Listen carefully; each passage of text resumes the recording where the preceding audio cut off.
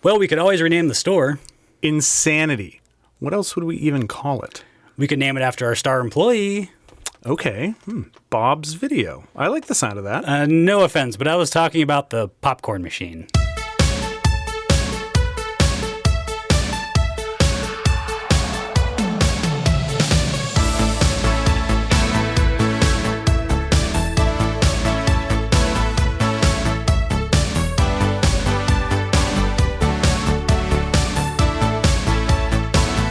Welcome to Rewind Video. I'm Bob. I'm Rob. And we love movies. Good ones, bad ones, old ones, new ones, big movies, small movies. Rob, sometimes a title does not tell the whole story. We work at Rewind Video, and yes, these shelves are stocked with movies to rent, but we also have customers who only come into the store to buy popcorn or drinks. Popcorn's a big hit with non-video customers. It's true. Some folks only visit to cozy up to the friendly staff, and who can blame them? I mean, you know. Yeah. The listeners get it. Yeah, they do. So for the people who aren't just interested in a movie to rent, the name of our store doesn't tell the whole story. And some movie titles work in a pretty similar fashion. That's what we're here to discuss this evening. You and I have the honor of keeping the staff recommendation shelf stocked with movies deserving of our customers' attention. Each time we update the shelf, we adhere to a theme. And this week's theme is movies where the character mentioned in the title is not the main character. Sounds confusing. It is. And there aren't as many movies on the shelves that fit this theme as I perhaps thought. Yeah, there's some surprising ones out there. Yeah. But there's not a ton. No, way more title protagonists than title non-protagonists. 100%. And I think some of the easy choices for this theme are actually movies we've already covered, such as Wizard of Oz. That's a good one. Mm-hmm. Mad Max Fury Road fits the bill as well. Yep. So we've checked some boxes already, but I think we've still got 6 movies that are worthy of the staff recommendation shelf. Do you agree? Well, I know most of them fit the theme.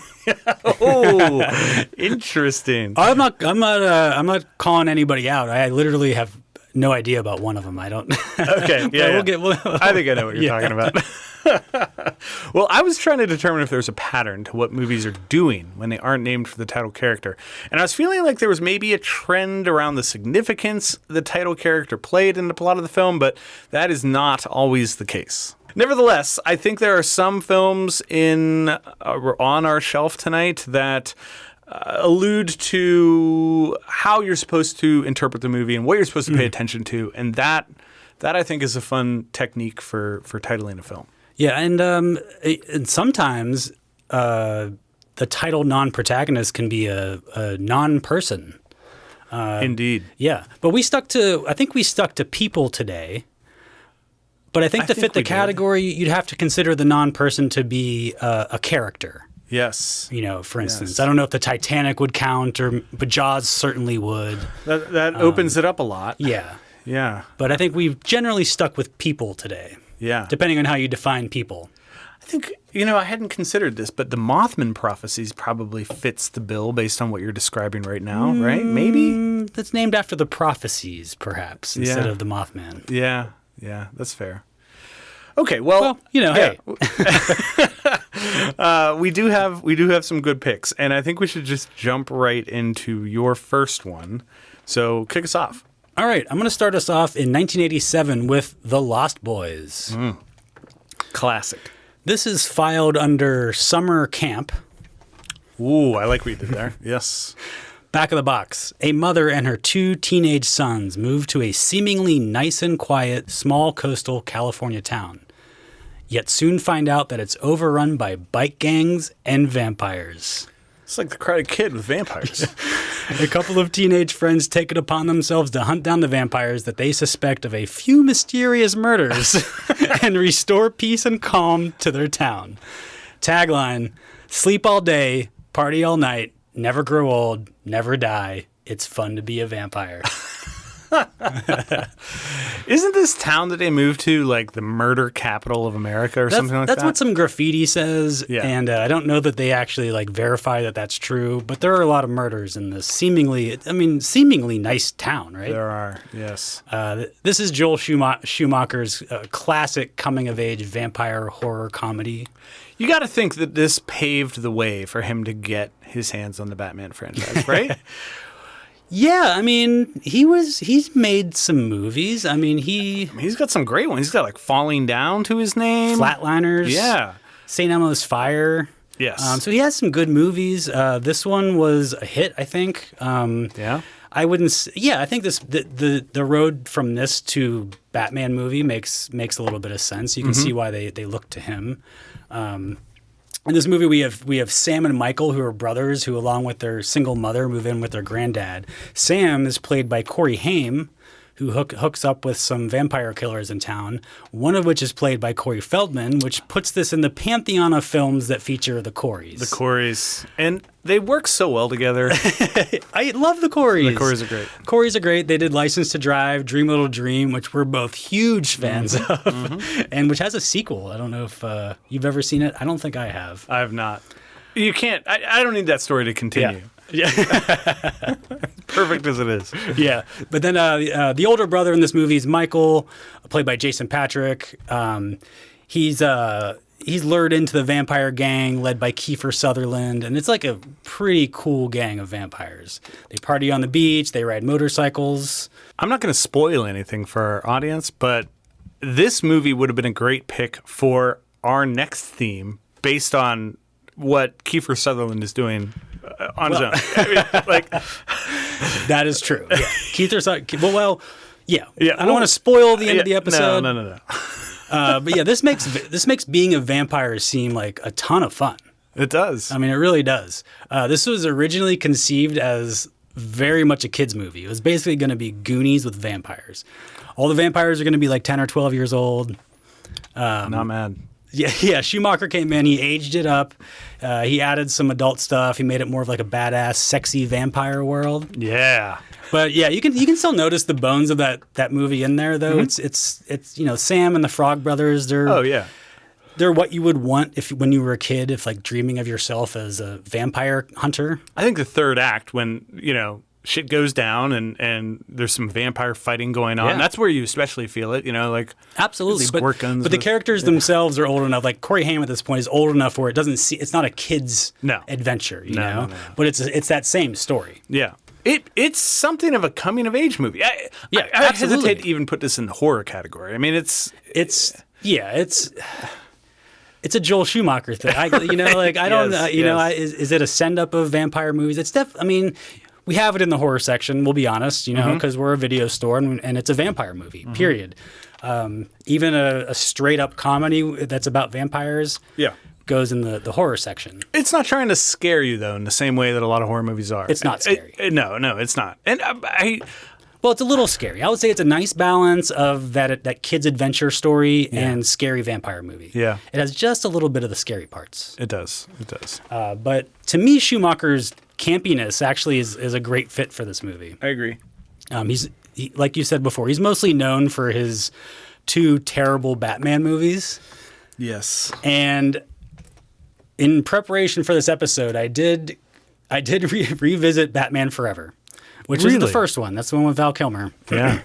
And I hadn't seen it since probably it came out or shortly after. I haven't seen it since I saw it in theaters. Yeah, I saw it in theaters for sure. I don't know that I've seen it since, maybe once, but I didn't hate it as much as I thought it was. It's bad. Right. But I don't think it's his fault. I don't think the direction is the problem in that movie. No. It is just a garbage script.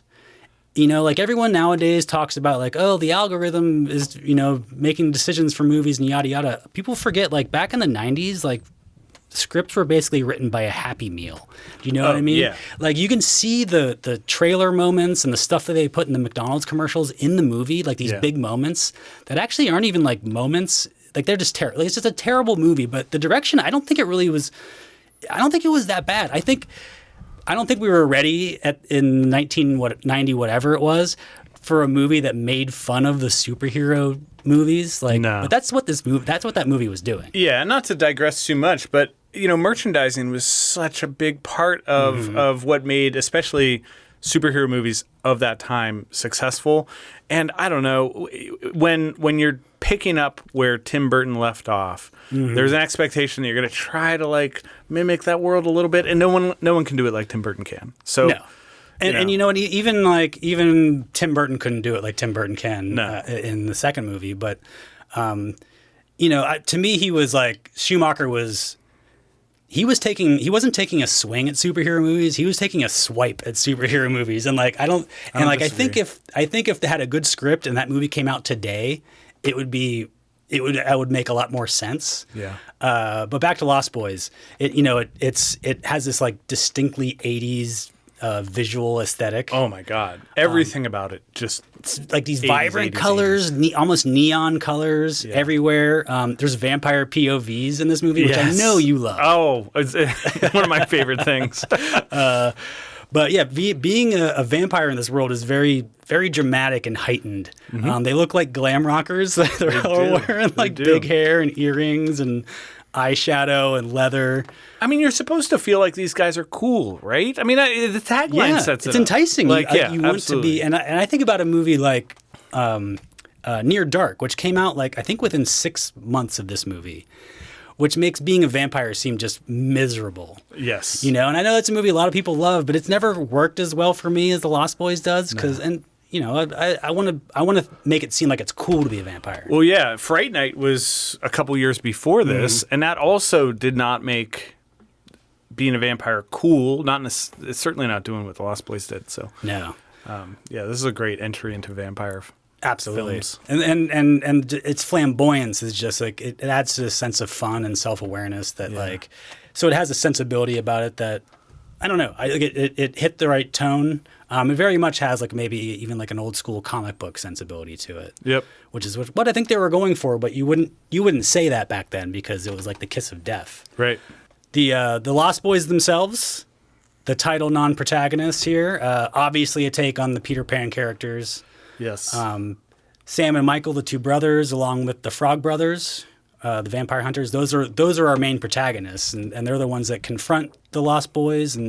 But Michael, he at some point is like a half vampire. He's been bitten, so now he's half person, half vampire. So he spends a lot of the movie as half protagonist, half antagonist. Yes, indeed. So he shows that the movie shows you the dark side, how enticing that dark side can be, and for Michael, it was very easy to switch from pro to antagonist. Yeah, I couldn't help but to wonder as I was rewatching this, and it had probably been maybe 15 years since I had seen this before going back to it. Mm-hmm. I couldn't help but to wonder about a question that we asked her in our neighborhoods episode, which is, would you live as a kid in this town? It looks fucking rad. It does. I gotta say, there's surfing, there's beach. It doesn't seem that crowded. Yeah. And honestly, like, maybe there are some weird murders or whatever, but it doesn't seem like it's that dangerous. No. Except for these guys. Yeah. If you can avoid this gang, it doesn't seem like a bad You're place fine. to be. Yeah. Yeah. Maybe you become one of the vampires. Which, you know what I mean? Like, maybe that's not so bad. I mean, if you're going to become a vampire and live forever, there are worse ways to do it. There are worse places to do it. Yeah, you're going to go surfing and hang out on the beach. And I mean, can they go in the sun at all in this movie? I don't remember. I don't think so. You don't need to. Yeah, right. Hang out on the beach at night. Right. It's fucking cool. Yeah.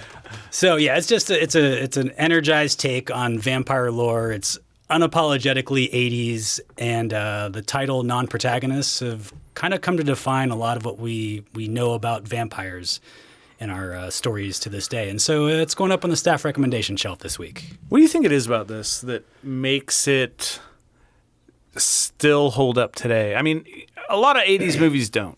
And who knows why. There's probably a lot of reasons. But some definitely stand the test of time. There's almost John Hughes-ish coming of age quality to this. It's certainly not the same as. But it's cloaked in all these things, the vampire story, and then like the campiness on top. I mean, I think Schumacher's direction is the reason this movie's held up. Yeah. I think if he'd played it straight, I don't know that it would have worked as well. I think the fact that he had some fun with it, and this movie was self-aware. Yeah. Like nowadays we can look at it and be like, yeah, I get it. Well, I grew up with this and was eager to go back to it. I'm glad you put it on the shelf. I'm sure there's a lot of customers who haven't seen this. Yeah. What topic this would go great under? What? Musical instruments. The saxophone guy. I mean, one of the legends of the 80s, yes. That guy with the no shirt on playing the saxophone. Oh, my God. Amazing. All right. Well, good choice with the instrument, good choice with the movie. And I'm going to skip ahead in time with my first choice. We're going to jump ahead and pluck a movie from the Puppets, not Muppets, section of the store with Forgetting Sarah Marshall from 2008. Here's the back of the box.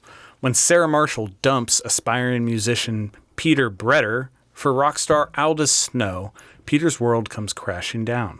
His best friend suggests that Peter should get away from everything and to fly off to Hawaii to escape all his problems. After arriving in Hawaii and meeting the beautiful Rachel Jansen, Peter is shocked to not only see Aldous Snow, but also Sarah Marshall. Tagline, you lose some, you get some. Yeah. C. I'm going to give it a C. So there aren't many comedies that continue to make me laugh out loud after repeat viewings, but this is one of them. Are you saying you have a hard time laughing these days? There's not a lot that's funny these days. But when I need a laugh, I will go back to Forgetting Sarah Marshall because it really holds up. It's quite funny. Every scene brings a laugh. Every character is great. Cast is stacked with actors who are at the top of their game. Back of the Box does a pretty good job here, but the bulk of the movie takes place where the Back of the Box ends. This is a lot about the time that is spent in Hawaii with Siegel's character after he's inadvertently thrust back into life in close proximity with his now ex-girlfriend. This was apparently inspired by Jason Siegel's breakup with Linda Cardellini, who was his co-star in Freaks and Geeks. Okay, I didn't know who it was, but yeah, I'd heard that he basically had the breakup scene in real life, and it was like... Yeah, the breakup scene happened. He said while it was happening, he was thinking, I should put this in something. yeah. And it makes for a great scene. Did you see the extended cut of this movie? I know I have. Unrated? I didn't watch it for this. Is there just a lot more of Jason Siegel's Way more dick. That's all they give us, I imagine. Way more than you'd think would be in a movie. Right. Well, I do, love the supporting cast that's here, apart from Jason Segel and his dick. And I'll get into that in a moment, but here's who we get over the course of this movie. So Jason Segel and Kristen Bell play the former couple. Bell is the title character, Sarah Marshall, but in support, Russell Brand is here, Bill Hader, Mila Kunis, Paul Rudd, Jonah Hill, and Jack McBrayer. All of them wonderful. Oh, yeah. So this was directed by Nicholas Stoller. This was his debut feature. From here, we went on to direct the spiritual follow-up to Forgetting Sarah Marshall, which is Get Him to the Greek. There's also the 5-year engagement on his resume, the 2 Neighbors movies. And he also has a series that's running on Apple TV right now called Platonic. Oh, yeah. Something about this film that has emerged as a component that many people love is the Dracula puppet musical that Jason Segel is working on as a passion project in the film. And everything related to this musical is like hilarious and heartwarming. This is actually like a real passion project for Jason Segel. Like he had been working on this and I guess pitched it to Judd Apatow, and Apatow was like, "Yeah, you should keep we can use it in something. This is as far as it was ever going to get, I think. Mm-hmm. But it's used to great effect. It is. And Jason Segel wrote this, so it's no surprise that he tried to find a way to get the musical in. But yeah, to this day, a lot of people out there cite the musical as the best part of the movie. And I mean, as a guy who likes a musical component to a movie, but not musicals necessarily, I got to believe that you appreciate this. I appreciate it. I wouldn't say it's my favorite part of the movie. Okay. That's Jason Segel's It's fine. Yeah. Yeah. I mean, obviously, the full frontal nudity is what I came for. Right. It's fine. I don't remember much of the songs, but yeah, it's good. it's more it's emotionally satisfying. Yeah. You know, it's not like musically, I'm not saying like I'm not into it, but like it's a cool thing to have in a movie. Oh, yeah. And like it's one of those things that anytime I think of this movie, I think of that.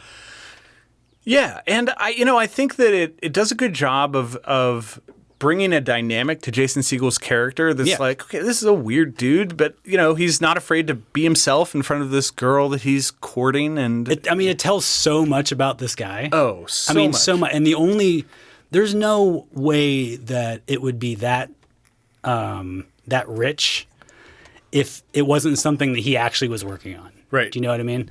Like he spent godly number of hours on this on his own, and it turned into 5 minutes of a movie, but you can see all of that work behind it. Oh, 100%.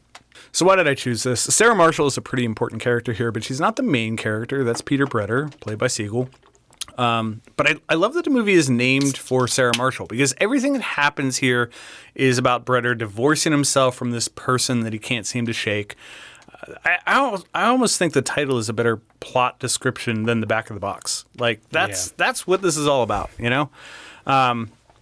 I also think that, as I said at the beginning, it's becoming rare for comedies to hold up over time. We have a lot of comedies from the 80s that definitely fit that bill. But, you get into this weird period in the late 90s and 2000s where, things were funny at the time, maybe not so much now. Mm-hmm. But Forgetting Sarah Marshall still generates some laughs. It is maybe hard to ignore that, of course, the best way to get over an ex-girlfriend is to fall in love with and date a character as perfect as Mila Kunis's. In Hawaii. Yeah, in Hawaii. I think Segel's character is 1,000% trading up in this situation, but I can overlook that for all the laughs that we get along the way. It's preposterous, but whatever. Yeah, sure. I'm along for the ride. Yeah.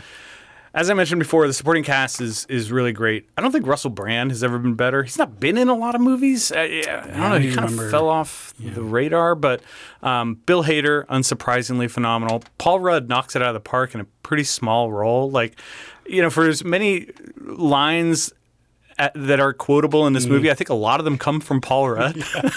He's just fucking great. I love the name that he gives Jason Segel's character, the Hawaiian name, which is Pipiopia.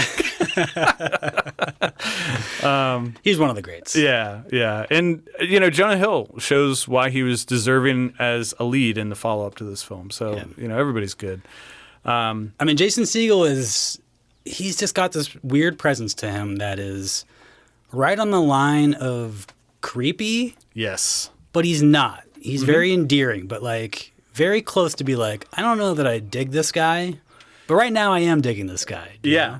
Well, it's funny because his character changes from role to role, but that quality is always there. Like, I Love You Man. I think that was present in I Love You Man. Even sure. Freaks and Geeks, like, it's always kind of present. It seems like one of those people that you hang out with that I'm hanging out with this person for now, but I bet in 5 years I'd never talk to this guy again.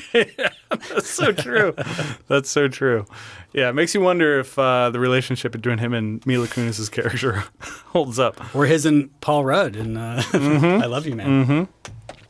Well, this gets a 3.3 on Letterboxd, which is a little lower than I'd give it, but that seems low. Yeah, I agree. I was surprised that... that seems like for Letterboxd, it seems low. Yeah, I agree. It's a 4-star movie, at least. Yeah, I think this is definitely a movie that appeals to audiences more than critics. And yeah, for audiences to score it like that surprised me. But I'm putting it on the shelf. I think it's a great fit for the theme, but there's no night of the week that isn't a good one for Forgetting Sarah Marshall. So okay, I'm going to take us to 2009. Oh, great. Movie I'm going to choose is Law Abiding Citizen. This is directed by F. Gary Gray, who is kind of a journeyman filmmaker. He's made some good ones. He's made Friday. Oh, he directed Friday? Set It Off, Straight Outta Compton, and also directed the 8th Fast and Furious movie. No shit. Yeah. This is filed under Torture for Justice. It's nestled in right next to the torture porn section. Alongside another, well, I was going to say another Joel Schumacher movie, A Time to Kill, but maybe that one doesn't fit quite as well. That's Murder for Justice. Murder for Justice, yeah. Here's the back of the box. A frustrated man decides to take justice into his own hands after a plea bargain sets one of his family's killers free. Tongue twister. Yeah. He targets not only the killer, but also the district attorney and others involved in the deal. Tagline, the system must pay. It's basic. It's a B. It's a solid B. It's a B. It's a B. Maybe a B minus. I don't know. I feel like given all the batshit crazy stuff that happens in this movie, they could have found maybe something a little bit more creative. But you know what? I mean, I don't want to get in too much into tagline philosophy, but like when it comes down to it, I want it to be simple and descriptive. Yes. More than anything. Like if they tried to be too creative with this one, it would have gone completely off the rails. Yeah. Completely. Yeah. As you can tell from the box, this is a Revenger starring Jamie Foxx as a prosecutor and later the district attorney, and Gerard Butler as the title character whose family was killed in a home invasion. Yeah. Seemingly random. They don't really say. No, it happens fast without a lot of explanation, and boom. We don't get to know anybody. Everyone's just dead. Yeah. Fox, in prosecuting the case, he cuts a deal with one of these killers that lets him off with a lighter sentence, and in return, it sends the other guy to death row. And then Gerard Butler is like not down with this whatsoever. Can't blame him. Well, especially since the guy who cut the deal was seemingly the worst of the two. Yes. From what we see at the beginning of the movie. Again, we don't see a whole lot. But we saw enough to know that the guy who's getting out is the worst guy. Yeah. So when the story picks up 10 years later, Gerard Butler has like begun to execute his revenge. And his plan is way more thorough than you would think. Yes. Maybe too thorough. I mean, we don't need to get too deep into plot holes, but you know, this reminded me a lot of The Dark Knight, where you know the villain needs to kind of get caught in order for this elaborate plan to unfold, and boy, like the planning that went into it is elaborate is putting it lightly. Yeah, I mean you're 100% right about that. Yeah. But I think we can take it a step further. Okay. Like the big question, like going back to the beginning, like was any of this necessary?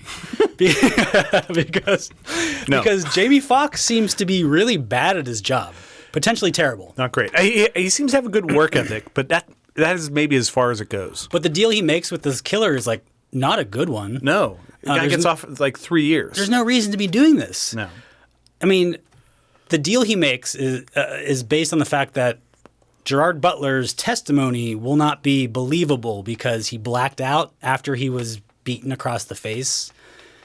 There's not a jury in the fucking world that wouldn't believe everything that guy said. Oh, 100%. You know what I mean? And he can still tell enough of the story that it's like, well, these guys are guilty.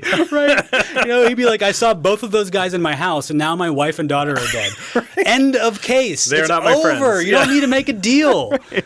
Like they were both there. Like what is it? Like what's the? I mean, what?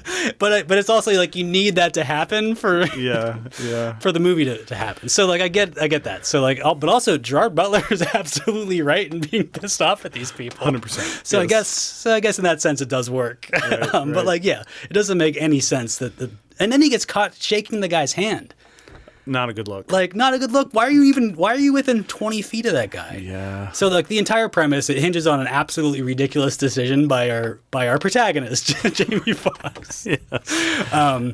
But this is a movie that's not afraid to go there. No. Not at all. I was shocked. I was too. I did not know what I was getting into. I saw a thriller, Jamie Foxx, Gerard Butler. Seems fun. And for our customers who associate Gerard Butler with, you know, the action hero that dads can relate to, this is before that. Yes. Apparently, he was going to be the Jamie Foxx character because he produced this movie, and at some point he switched. I don't really know why, but yeah, he's not the hero in this movie, and you're kind of led to believe he would be. But when he goes after the killers. We're definitely with him at first. I thought that this was a poor choice for this theme because I was like, this is a Gerard Butler movie, and it's not. It's but even when he's like, so the first guy dies in the electric chair that he like makes more miserable or whatever. Yeah, he kind of sabotages it. But then even when he starts chopping the second guy up into like little bits, like even then it's like, well, okay, I don't think he should be doing this. yeah. But I understand. I get it, Gerard. I understand. But that's also the moment when you're like, okay, this guy is like way off the rails. Yeah. There's a number of jarring and super violent kills. This was during the Saw era, the torture porn era of movies, and you can feel it. Yeah, and like I wasn't into that. Like I haven't even really seen a lot of those movies. No, I saw the first Saw. I never went back to any of the others. I remember seeing the Hostel movies, and from that I knew I don't need torture. Yeah. It's not gonna scare me. But even like, but I wouldn't say like a lot of the violence here is torture though. There's just some like straight up people getting their head blown off out of nowhere and just crazy stuff. So it's not like necessarily torture porn, but there's a little bit of that, especially at the beginning. Yeah. The original cut of this movie was going to be NC-17. No shit. And they had to cut it down for an R rating, but we do have the uncut version here at the store on Blu-ray. Okay, good. Which I have not seen. I've only seen the R version. Theater of the mind. I can fill in blanks. And needless to say, this is not your run-of-the-mill Friday night thriller. But the premise and the plot suggests that Gerard Butler is the protagonist here because he's getting revenge against the system that has like done his family wrong. But as the story unfolds, the dynamic flips very much. He starts dismembering people. Yes. Have you seen Death Wish?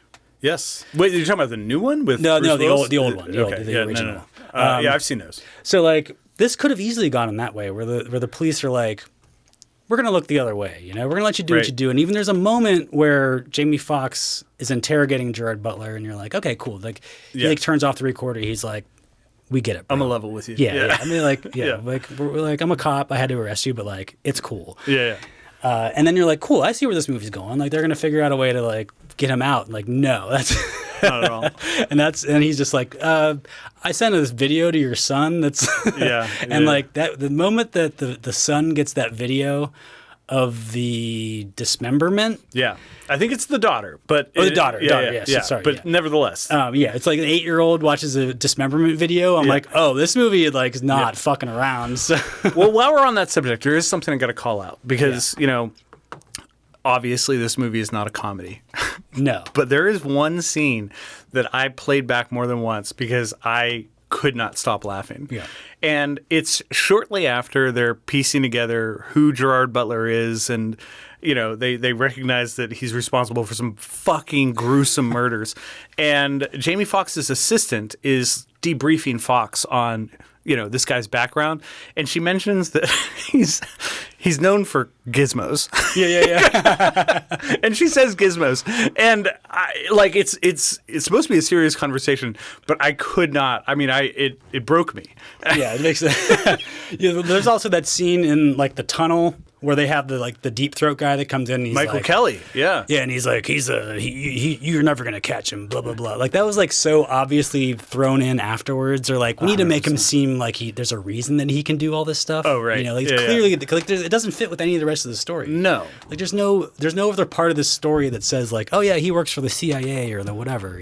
I might have preferred it if he was kind of an everyman that had just some like he was a tinkerer, and managed to do all this stuff on his own, not some like. That definitely was the first version of the story. Then at some point, some studio executive is like, "The people aren't going to believe it.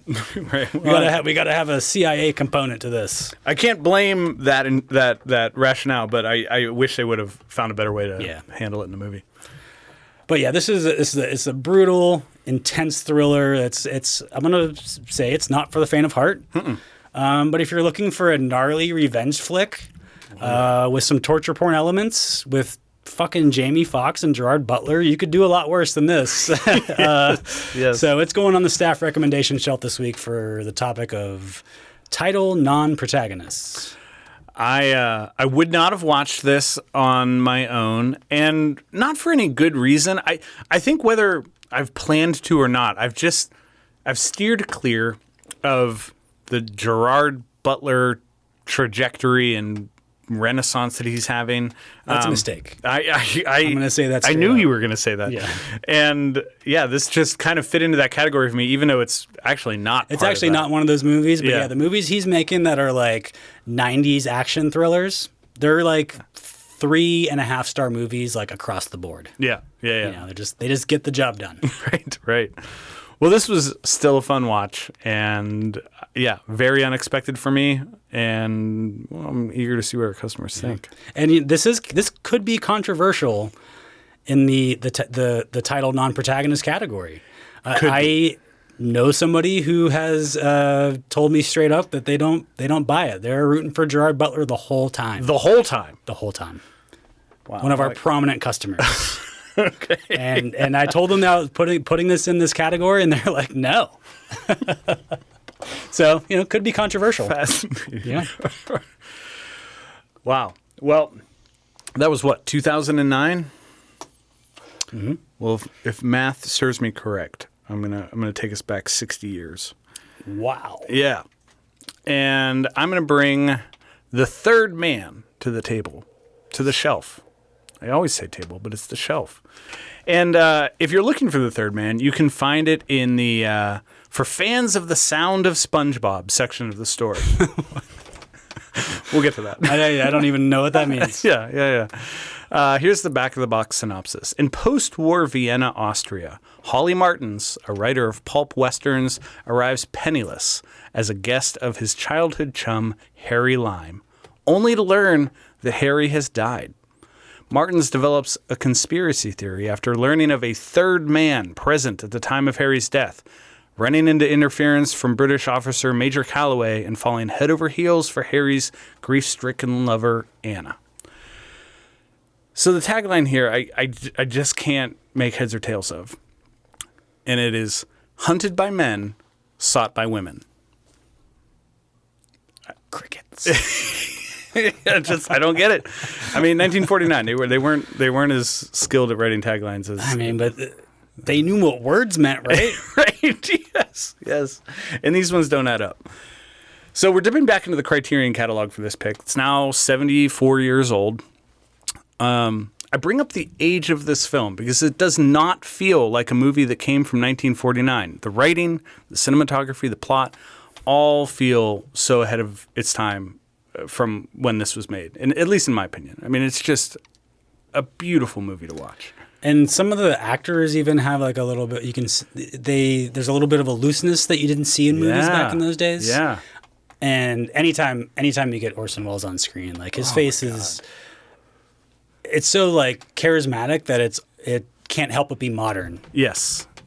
He plays an important part, but not a big part in this movie, but he steals the movie. I mean, he's incredibly captivating. As soon as he came on screen, I'm like, this guy's fucking face. Yeah. Like his face and his voice. Like, take away the fact that he was a genius or whatever. Like, he could have just been an actor just based on his face and his voice. That was just like right there. It's such natural talent. I agree. There is one element of this film that feels out of place, hence its place in our store. But the longer I've sat with it, the less I mind it. And I'm referring, of course, to the somewhat bizarre zither-heavy score, which was a head-scratcher the first time I saw this. You know what? I was really into it for a while. And then like halfway through the movie, I'm like, I don't know if I like this quite as much. Yeah. It's strange. I guess you could call this like a gritty noir film. Mm-hmm. It feels... If nothing else, it's memorable.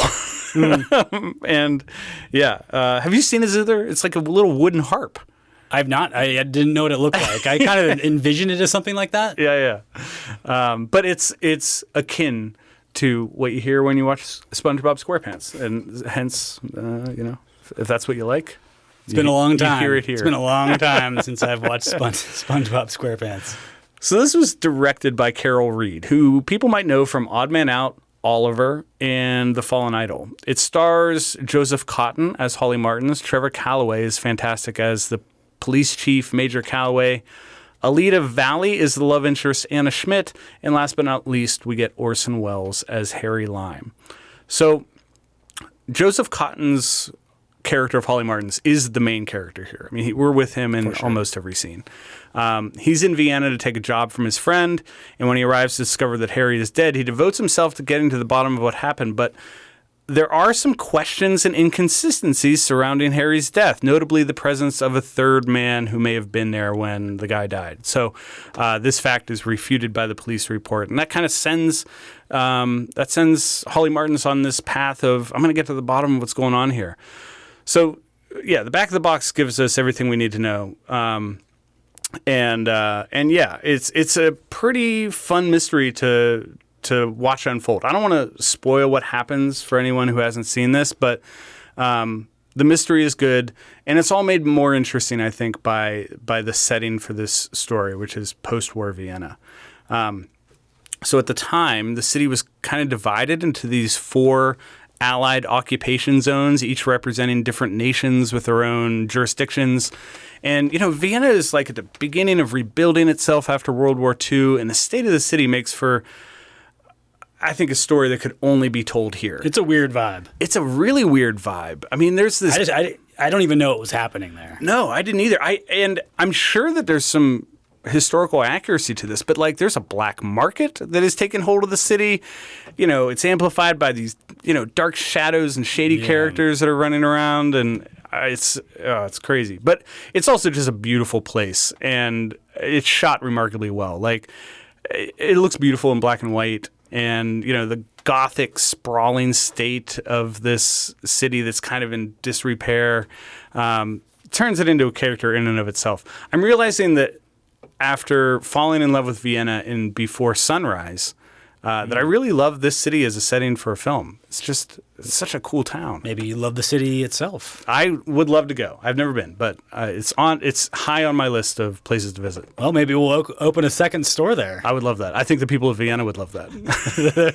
Clamoring for a Rewind video in Vienna. So why did I choose this? The Third Man, bona fide classic. To this day, it's revered as having one of the best closing shots in film history, but everything leading up to that final shot is no less captivating. Like we said, Orson Welles, fucking phenomenal in this part. So he described the decision of accepting this role as an easy one because he said it's like a star-making opportunity. You play a character that everyone is talking about for the first hour of the film, and when you show up on screen, inevitably the audience is going to be transfixed. And his entrance is fucking incredible. And he's wearing a cool jacket. He's wearing a cool jacket and a cool hat. Yeah. I mean, I think that there are probably a lot of customers who are familiar with that entrance, even if they haven't seen this movie, because it's become it's iconic. Yeah, it is. It really is. So, yeah, when it comes to the title of this film, I think it's a really smart decision to call it The Third. Who is the third man? It kind of makes you wonder that. It's intriguing. It gives you something to be on the lookout for. It's also a red herring. Yeah, it is. It teases the mystery without spoiling anything, which I think is great. I'm also a fan of the romantic storyline in this film, which follows Holly Martins falling in love with Harry's girlfriend, and in spite of his best efforts, Holly doesn't make much headway. It's unsatisfying. For good reason. Yeah, for good reason. A bit of a doofus. Yeah, he's not a very endearing guy. Kind of on the verge of, but I can see why obviously because of what he did too. Yeah, 100%. But also I can see why she wouldn't be into him.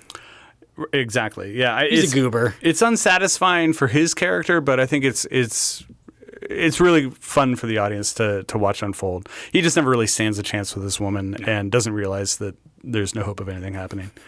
Like we said, Orson Welles steals the show. The Third Man averages a whopping 4.3 on Letterboxd, and I think it's deserving of every point it's earned. So I am throwing it on the shelf for my second pick in non-title protagonists. Had you seen this before? I had not. Yeah. I'm still catching up on the classics, and this is one of them. Yeah, good. So I'm glad I got to it. I hope our customers enjoy it. I'm going to bring us up to a new classic, maybe, depending on who you ask, to the year of 1992. The movie is Candyman, not to be confused with its sequel titled Candyman. Well, there were sequels to this, right? There were. That is true. I think the new one is a sequel. Does incorporate this movie. I don't know if it takes the other. There were some smaller sequels. I can't remember what they were called. But yeah, this the 2020 version, I believe, was also called Candyman. This one is written and directed by Bernard Rose. This is filed under "Oh no, not the bees, not the bees." It's a stocked shelf. Tagline: The Candyman, a murderous soul with a hook for a hand, is accidentally summoned to reality by a skeptic grad student researching the monster's myth. Tagline: You don't have to believe, just beware. Is that beware spelled B-E-E? Where? Oh my God, really? Believe, just beware. That would have been way cool. That's A+. That's A+. That would have been A+. Yeah. This is written and directed by Bernard Rose, but it's based on a short story by Clive Barker. Yeah. Now, the original Books of Blood or something like that? Yeah. I've never read it, but the original was about the poorer areas around Liverpool. Yeah. Rose relocated it to Cabrini Green in Chicago, the housing project. And I think it's a perfect location for this story. Not the first time we visited Cabrini Green for a staff recommendation, I don't think. You had one remind me? I'm going to need to go back through my catalog in my mind. But I want to say that you chose a movie that took place there. Yeah, who knows? I don't remember. Yeah. So the story follows Helen Lyle, who's a graduate student researching folklore. And she eventually stumbles into an urban legend about the Candyman, a supernatural being who appears when you say his name 5 times into a mirror, and who also tears people apart with his hook for a hand. In gruesome ways. Terrible ways. Yeah, Yes. Just like he guts people. Yeah. But yeah, so eventually Candyman has moved over from the threshold from myth to reality, and everything spirals into madness for our grad student, who that's Michael Madsen's sister, I learned. Virginia Madsen. Yeah. Yeah. Yeah, it's Michael Madsen's sister. Such a talented family. I guess so, yeah. Candyman was like a big change of pace for the horror movies of the 80s and 90s. Oh, yeah, because you got your Friday the 13th, your Halloweens, your Nightmare on Elm Street. This is not a slasher at all. No. People get slashed, but it's not a slash. We're not doing a traditional slasher. It's also got a message to it, which I don't think a lot of the horror movies from the time were aspiring to. How dare you? Yeah, the writers and directors of Nightmare on Elm Street 6 might have something to say about that. But yeah, the horror here, it's based around this atmospheric dread. Yeah. We're surrounded by this urban decay and crumbling neighborhoods. And also it's hard to tell what's real and what's a dream. Like basically about halfway through the movie, like it's just like reality schisms and we don't really know what's happening. Mm-hmm. And especially terrifying is the idea of like committing a murder while you're in a fugue state or under the influence of some dream monster and like waking up and having to deal with that. Yes. That is like literal nightmare stuff. Yes. That is like the stuff that you actually have nightmares about. What do I do? Right. And so, and also this terror comes from this uncertainty of the protagonist's sanity. Yes. We don't know, like maybe she is doing this stuff. Maybe she literally is just crazy. Mm-hmm. So this sort of psychological horror is nowadays like pretty common, but it was a kind of a breath of fresh air in 1992. There wasn't a lot of this going on. It was almost a return to the English horror of the 70s or something. Mm-hmm. This also makes me nostalgic for the days when a good old urban legend could actually exist. Oh, yeah. I mean... it's not possible anymore. No, it's not. Technology's just kind of flattened everything out, and so like you can either like debunk something or you can just like turn it into a conspiracy theory. Right. Pretty easily, or add it to a different conspiracy theory. But like, I mean, urban legends were things that like existed all the time. Well, separate from even the urban legend quality of this, there is a component of it that was based on a true story where a woman was murdered by somebody who was in an apartment or a space behind that was accessible through the woman's like medicine cabinet in her in her bathroom, and that really happened. That's pretty terrifying. Yeah, you see the design of the building. You're like, that is the worst. I mean, that's why would you do no it like that? way anyone would design a building like that. I'm no architect, but that seems a bit dumb. Yeah, like we'll just stick a piece of mirror and whatever. But do you remember Bloody Mary when you were a kid? It's the same thing. Yeah, same thing. So the Candyman here is the clear antagonist to Helen's protagonist. He's the cause of all the problems. But he's also kind of a sympathetic character, at least on some level, because he's a victim. He is. You know, at least before he was a monster. When he was a human, he was a victim.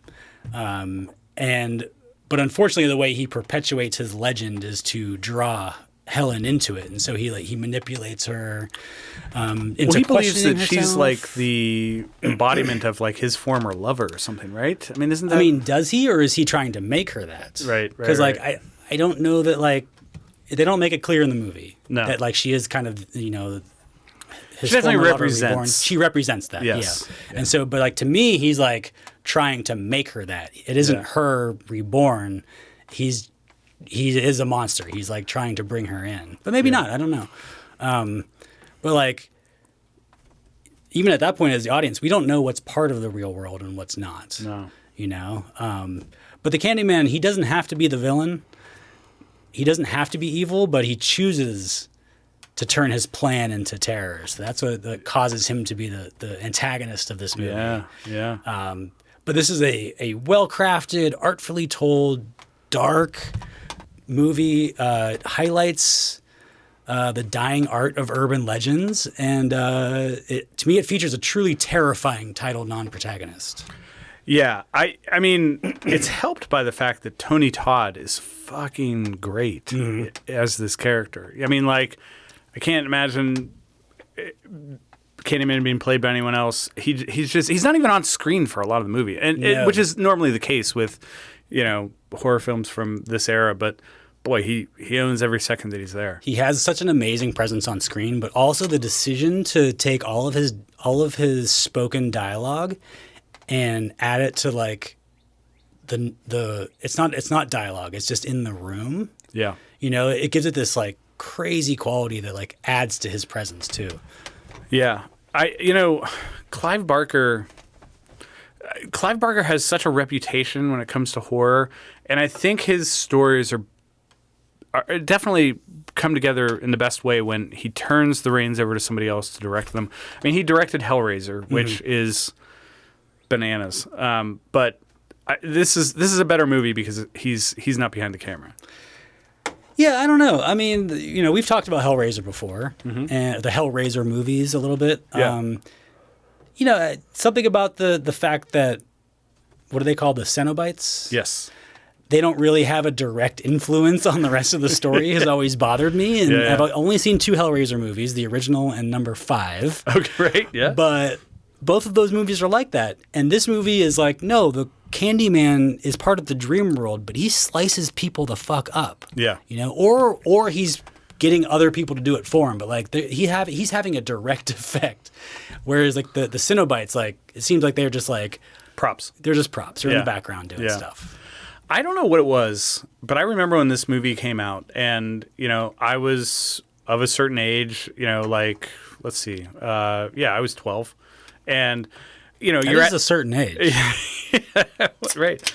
It's that age where you're like very intrigued by R-rated movies, and for me especially, like I wanted to watch horror movies, and I always perceived the Nightmare on Elm Streets and Friday the 13th says, yeah, they're rated R, but like I can watch those, and like it's not gonna like scare the bejesus out of me. However, Candyman fit into a different category, and I hadn't even seen it when it came out, but something about like the zeitgeist at the time surrounding this movie was like, this is for adults. This was but the reason I saw this movie is because it was on HBO or something. Okay.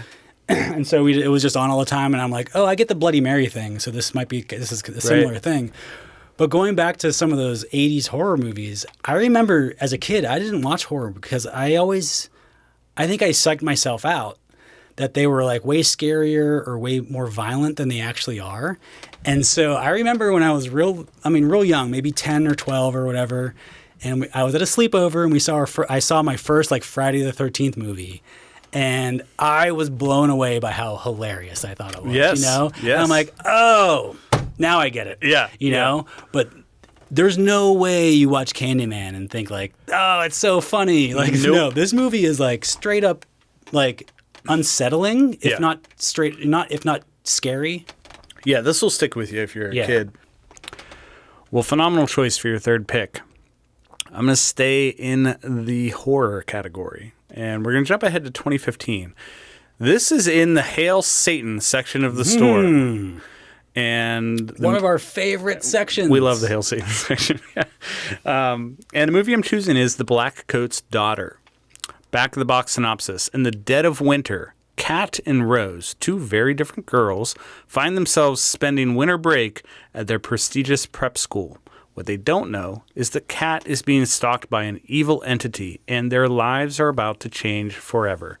Meanwhile, Joan, a young troubled woman, makes her way across a frozen landscape toward the school. But why? Tagline: abandoned as a child, raised by the dark. I like it. Okay. Yeah. Solid B plus A minus territory. Abandoned? Well, yeah. Okay. Her parents are killed. All right. Yeah. I mean, You're skeptical. I wouldn't consider that abandonment. But then again, I'm not an English major. Maybe that counts as abandonment. Maybe, who knows? Yeah. Well, in any case. She is left alone. She is left alone. Now, this is decidedly different in how it fits tonight's theme from my first two picks, and I'll get right to why.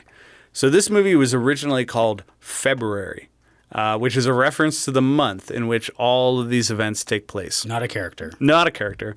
The studio felt, appropriately so, that this movie needed a more intriguing title, so it was changed to The Blackcoat's Daughter. However, the name isn't really more significant because it's taken directly from a line of a nursery rhyme that was written for this movie that plays over the end credits. It doesn't reference a character. There is no black coat, and this imaginary character does not have a daughter. That's insane that that's a studio decision. Yes, I know. That doesn't make any sense. Well, it is A24, and A24 is a studio with... They have some marketing savvy. Okay, yeah. Yep. So they probably know better than we do. Yeah. But still, it seemed like February seems so simple. Right. Yeah.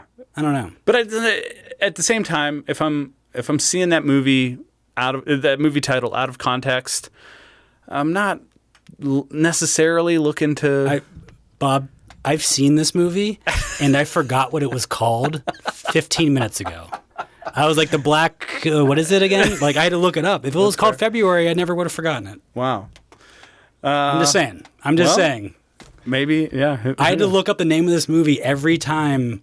Really? It just didn't stick with you. Well, it doesn't really mean anything, It doesn't mean anything, and that is what makes it weird in this selection of films that we're putting on. I would say, as a marketing ploy, fail. Fail. Okay. Yeah. But yeah, it does. It is not. It's not giving you a window into this story like the rest of our films are. There's nothing there. Right. It's just, it is truly like it's a non-title protagonist, but it's a non-relevant protagonist as well. Yeah. Who's the protagonist of this movie? It's a good question. Is it Satan? It might be. I think it is. Well, while we're on the subject of the background on the movie, this was directed by Oz Perkins, who's like horror royalty because he's the son of Anthony Perkins, who starred in Psycho.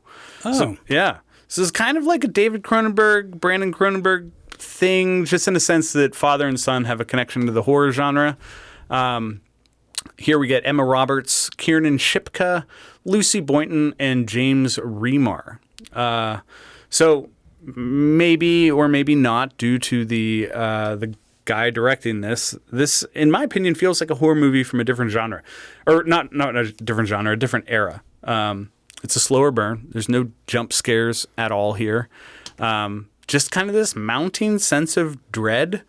And that's one of the things that I love about this movie. It's more patient with its scares, but they definitely come. There's violence. There's violence. Definitely violence. And it's that real kind of violence. You know, that like close-up stab. Yes. That like feels a little bit too real. Yeah. Oh, 100%. Yeah.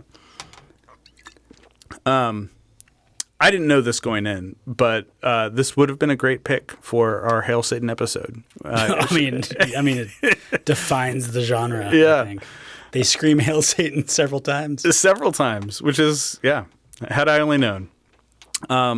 Back of the Box does everything it should to pique curiosity. I would elaborate, but I really think that this is a movie that works best if you go in blind. In fact, I think that the front of the box actually gives more away than it should. I think this might be another point where I disagree with you because I've seen this movie, and then I read the plot, and I still don't understand what happened. Well, it seemed pretty clear to me, but I kind of understood what happened. No, I guess I did understand what happened, but yeah. Okay, yeah. I mean, I know what happened. I just don't understand why it was happening, I guess, is what I'm getting at. Well, we won't dig too deep into that, only because I do want people to go into this without knowing too much. It's up to your own interpretation, I guess. But Satan's involved. Satan's there. Satan's involved. Satan's involved, indeed. I will say this is more of a story about loss than it is demonic or satanic possession. Oz Perkins actually wrote the story without the horror element, but felt that audience wouldn't engage with it in the appropriate way. So, that was kind of added as a Trojan horse for, to make it a more relatable story. Do you think it would have worked without Satan? I don't think it would have worked at all. No, I just think it would have been a sad, slow movie. Like, why are you doing this? Yeah. The horror component. It would have been just depressing. Yeah, I agree. The horror component is necessary. It's essential. Why did I choose this? This movie is dripping with mood. The empty school, the cold, remote setting makes you feel isolated, and it works for what Perkins sets out to do. So I really like just the vibe of this movie. And I like a horror movie that builds a sense of fright without needing to rely on cheap thrills. It kind of reminded me of a movie called Session 9, which is about guys that are sent to clean up an abandoned mental asylum, and hijinks occur. Similar thing there where not a lot of jump scares. Yeah, I'd recommend that. Perhaps we'll have a theme that fits it. Kiernan Shipka, who plays the main character here, is pretty phenomenal. People probably know her from playing Don Draper's daughter on Mad Men. But there's definitely an emotional transformation to her character, but also she changes physically over the course of the break, where she's alone in this school, which I thought was pretty remarkable to watch, especially for a young actor. Mm-hmm. I do think this rewards a second viewing. There are kind of some clues built into quite a few scenes that spell out where this movie is headed, and you pick up on them more once you know how things unfold. I was a fan of the review by Joe Layden from Variety, who said, "In addition to everything else he does right in The Blackcoat's Daughter, Perkins plays fair. When you replay the movie in your mind after the final fade out, you realize that every twist was dutifully planned and the final reveal was hidden in plain sight all along."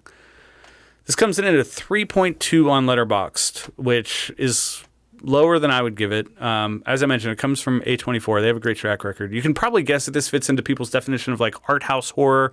It's moody, atmospheric. However, I don't consider those to be criticisms. I mean, it's not out of place with Candyman. No. This is the type of horror movie that we get a lot of nowadays. Yeah. No, I mean, I don't mean that in like a bad way.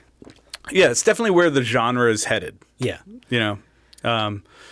It's either like everything now is either like this or it's got comedy in it. Right.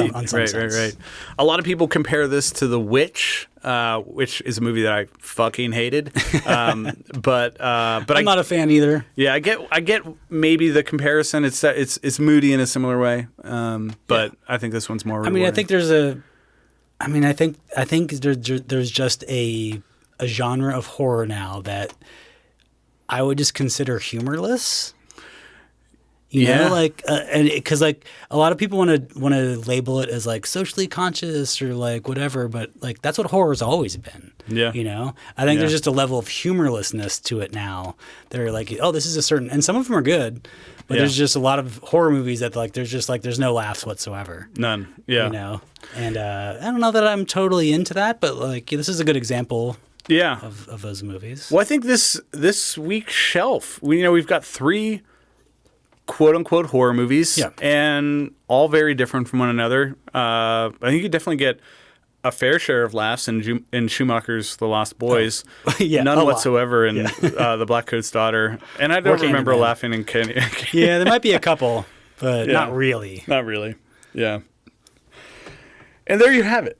There it is. 6 films where the title character is not the main character. Per the usual, Rob and I thank you for spending time with us at Rewind Video this week. The staff recommendation shelf gives us 6 fine films not named for the protagonists.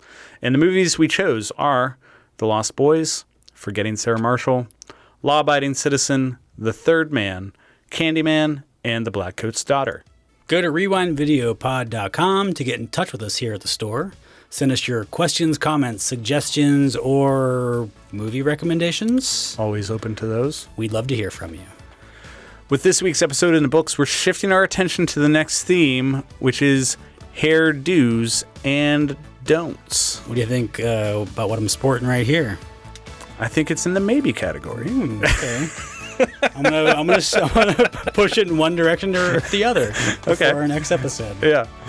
We will have 6 films to recommend, but of course we're also interested in what you think, so don't hesitate to hit us up on social. In the meantime, feel free to stop by the counter for a movie to watch, and we will see you next time. Be kind, recommend.